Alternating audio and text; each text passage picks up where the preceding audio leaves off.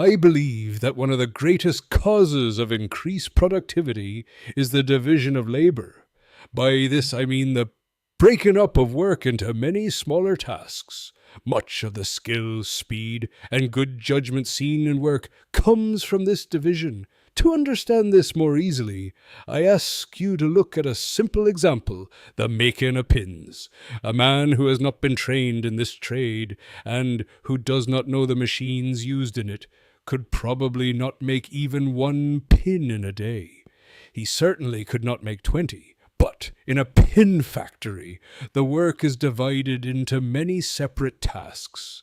One man draws out the wire, another straightens it, a third cuts it, a fourth sharpens it, a fifth prepares the top for the head, others make the head, attach it, whiten the pin, and place it into paper. In all, the making of a pin may be divided into about 18 operations.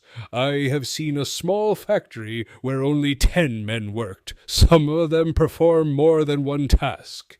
Yet these 10 men could make about 48,000 pins in a single day. That means each man, on average, was helping produce about 4,800 pins per day. If those same men had all worked separately, each one trying to make whole pins by himself, they might not have made even 20 in a day, perhaps not even one. This shows how much more people can produce when labor is divided properly.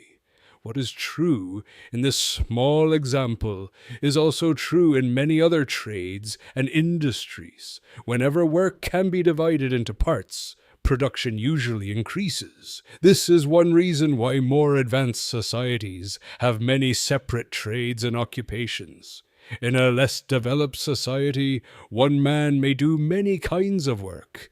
In a more developed society, one man is only a farmer, another only a manufacturer, and so on.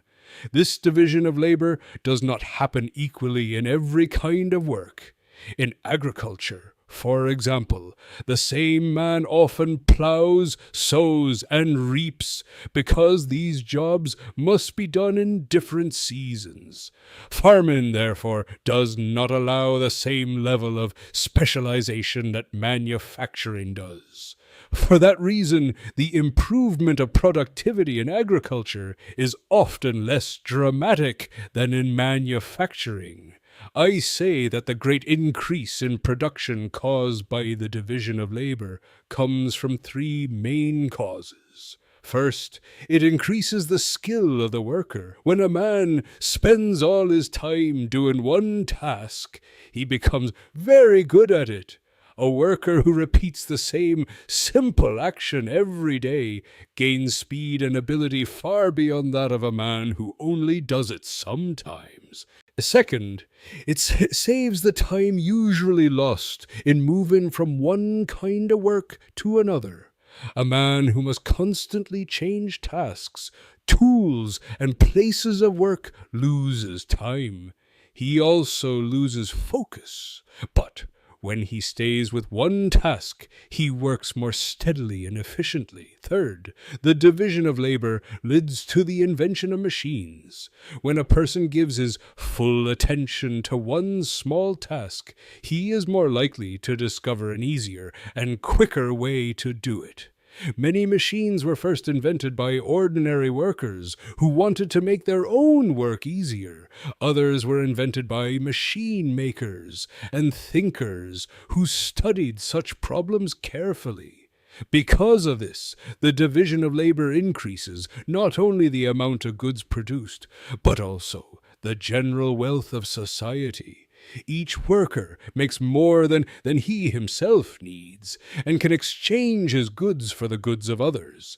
In this way, people depend on one another and help provide for one another. Consider even the simple wool coat worn by a laborer.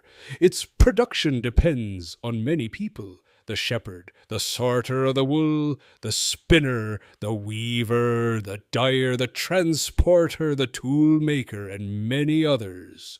The same is true of the workers' tools, furniture, and household goods. Even the simplest life in a civilized society depends upon the labor of many thousands of people.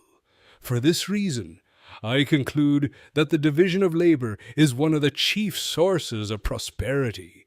By dividing work into smaller parts, societies multiply production, improve skill, encourage invention, and spread a greater amount of material comfort through the whole community.